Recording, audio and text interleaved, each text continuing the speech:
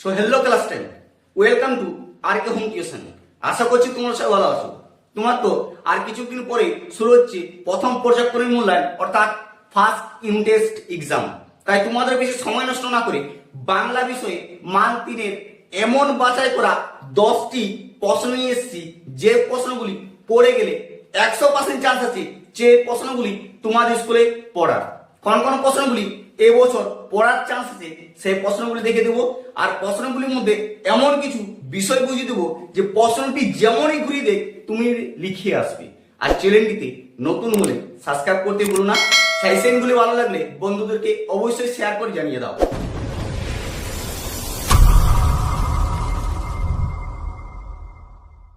দেখো ক্লাস 10, আমি বুঝতে পারছি যে তোমাদের ক্লাস সাইজে নিয়ে আসতে অনেক লেট হয়েছে। কি করে বলো? তোমাদের দাদা দিদি যারা মাধ্যমিক পরীক্ষা দিচ্ছিল তাদের সাজেশন দিতে আমি প্রায় অনেকটা ক্লান্ত হয়ে গেছিলাম, কারণ তাদের যা সাজেশন দিয়েছি, তাদের যা মেসেজ পড়ছি পুরো হুবহু 100% কমন। তবে চিন্তার কারণ নেই, আজকে যে সাজেশনগুলি তোমার জন্য স্পেশাল নিয়ে এসেছি প্রতিটা সাজেশন করে যাও। যেখানে সবাই বসে থাকবে একটা লিখতে পারবে না, সেখানে তুমি লিখে আসবে, এটি আমার গ্যারেন্টি থাকলো। দেখো সবচেয়ে প্রথম প্রশ্ন, যেটি মোস্ট ইম্পর্টেন্ট প্রশ্ন হচ্ছে জ্ঞান চক্ষু থেকে। প্রথম প্রশ্ন জ্ঞান চক্ষু, মেসোর উপযুক্ত কাজ হবে সেটা। কার মেসো উপযুক্ত কাজটি কি? মোস্ট এবং বিশাল গুরুত্বপূর্ণ প্রশ্ন। ঠিক আছে, এই প্রশ্নটা দেখে থাকো, পড়ার একদম চান্স আছে ফার্স্ট ইউনিট টেস্টে তোমাদের। দ্বিতীয় প্রশ্ন হচ্ছে জ্ঞান চক্ষু থেকে, তার মনে হয় আজ যেন তার জীবনের সবচেয়ে দুঃখের দিন। আজ বলতে কোন দিনের কথা বলা হয়েছে? তপনের মনে হবার কারণ কি?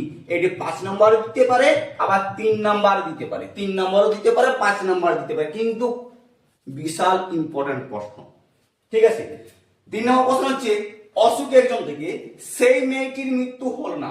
কোন মেয়েটির কথা বলা হয়েছে তার মৃত্যু হলো না কেন? এটি অনেক গুরুত্বপূর্ণ এবং ভেরি ভেরি ইম্পর্টেন্ট। ঠিক আছে, এবছর মাধ্যমিকে তোমাদের কোশ্চেন পেপার তো দেখেছো, যে সাজেশন গুলি দিয়েছিলাম প্রায় 100% কমন। এত মেসেজ করছে তোমার দাদা দিদি গুলো, এত বলছে স্যার খুব কমন খুব কমন। তোমরা দেখো নি? যাও, আমার প্লে লিস্টে দিয়ে আছে, সেখান থেকে তোমরা প্রতিটা কোশ্চেন দেখে নাও। আবার স্ক্রিনশট করেও তোমাদের দিয়ে আছে যে এইগুলো মিলেছে, তোমরা দেখে নিতে পারো। তোমাদের চিন্তার কারণ নেই, তোমাদের যে সাজেশন দেবো পুরো 100% কমন পাবে, প্রতিটা প্রশ্ন উত্তর করে আসবে।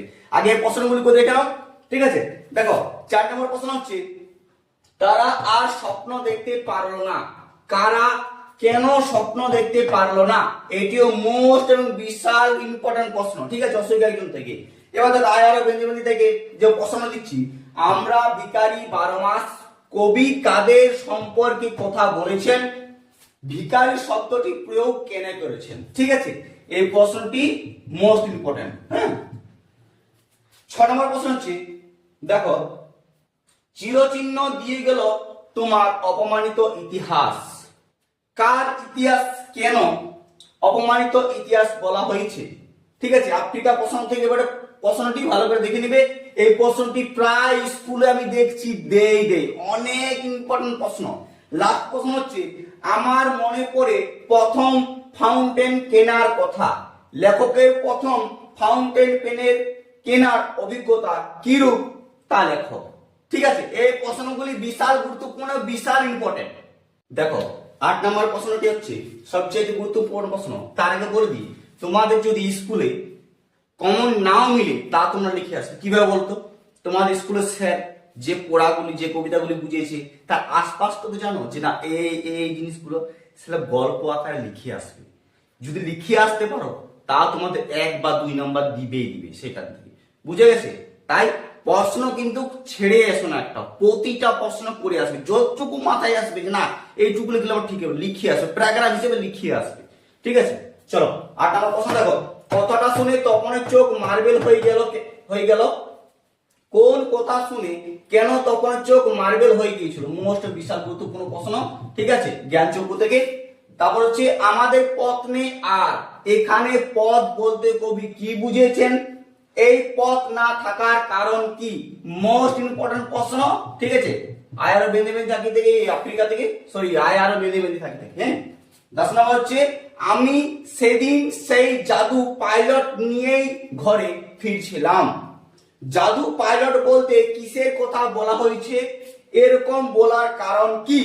এই যে আমি তোমাদের 10টি প্রশ্ন দিলাম, 10টি প্রশ্ন ভালো করে প্র্যাকটিস করো। তোমাদের তো বলেছি, আবার বলছি, মাধ্যমিকে দাদা দিদি যেরকম কমন পেয়েছে সব প্রবন্ধ রচনা থেকে, অশোক একজন থেকে, প্রতিবেদন রচনা থেকে, লং কোশ্চেন, শর্ট কোশ্চেন সব তেমনি তোমার প্রতিটা কোশ্চেন পাবে। আর হ্যাঁ, চ্যানেলটিতে নতুন হলে অবশ্যই লাইক করে সাবস্ক্রাইব করে দিয়ে পাশে থাকো।